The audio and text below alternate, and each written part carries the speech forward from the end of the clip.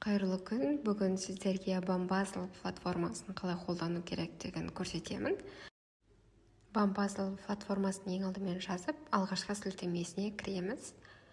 Кіргеннен кейін бізде осылай тақтайша шығады.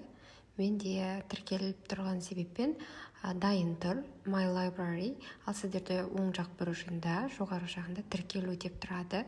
Login деп сол жерге почтаңызды және парольді енгізесіздер. Одан кейін My Library-ға кіргеннен кейін ақ тақтайша және сол жақ жоғарғы жағында Games сөз тұрады, соны басамыз. Басқаннан кейін іздеу және тіл тұрады. Тілді өздеріңізге ыңғайлы тілге ауыстыра аласыздар. Қазақ тілі, орыс тілі, ағылшын тілі де бар. Мен ағылшын тілінен сабақ бергеннен кейін English'ті таңдаймын. Таңдағаннан кейін және бүгінгі сізге қандай тақырыпқа қажет, соны жазасыздар.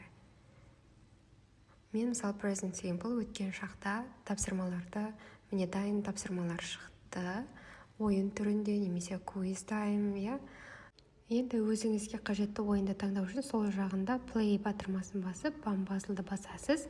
Команда немесе 4 немесе 3, қанша команда бар, соған қарай бөлінеді. Және оқушылар саны 24, 16, 8, қанша оқушы бар? Quiz, классик түрлерінде ойындар бар. Quizда міне осындай тақтайшалар шығады. Біреуіне қазір басып көрейік. Жоғарғы жағында бірінші, екінші командалардың ұпай саны шығып тұрады. Оқушы жауабын айтқаннан кейін жауап деген сөзді басамыз. Оқушы дұрыс жауап берсе жасылды, дұрыс емес жауап берсе қызылды басуға болады. Міне жоғарғы жағында бірінші командада 20 ұпай шығады. Өзі есептеп отырады. Және топтардың санынан қате кеткен жағдайда дұрыс есептелмесе, міне оң жақ бұрышында карандашты басу арқылы өзгерте аласыздар. Және қайтадан басқа тақырыпты шығару үшін сол жағындағы Games батырмасын басқаннан кейін алдыңғы бетке қайта оралады. Және мысалы мен қазір ауа райы деген тақырыпты алып көрейін. Және ағылшын тілінде English батырмасын басамыз. Қазақ тілі сабағына қажет болса, қазақ тілін таңдасаңыздар да болады. Таңдағаннан кейін міне ауа райына байланысты ойын түрінде немесе слайд түрінде де қосылады. Тапсырма түрінде де, сұрақ түрінде де.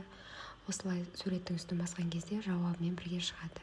Play'ді басып, Bambazzle'дан кейін бағанағыдай топтық немесе жеке, одан кейін адам санын таңдап ұяшықтар шығады. Ұяшықта бұл жерде классика түрінде астыңғы жағында балдарын есептеп отырасыздар, немесе дұрыс емес деген жауапты таңдауға да болады. Келесі енді сіздерге слайд түрінде көрсетемін. Слайдты міне бізге осылай шығарып береді. Алғашқы беті және сұрақтармен басталады. Бүгінгі кешегі ауа райы қалай деген секілді. Өздеріңізге керекті слайд түрінде таңдасаңыздар болады.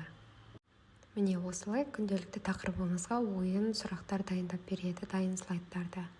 Қайтадан келесі тақырыпты іздеу үшін Games батырмасын басу арқылы жасайсыздар.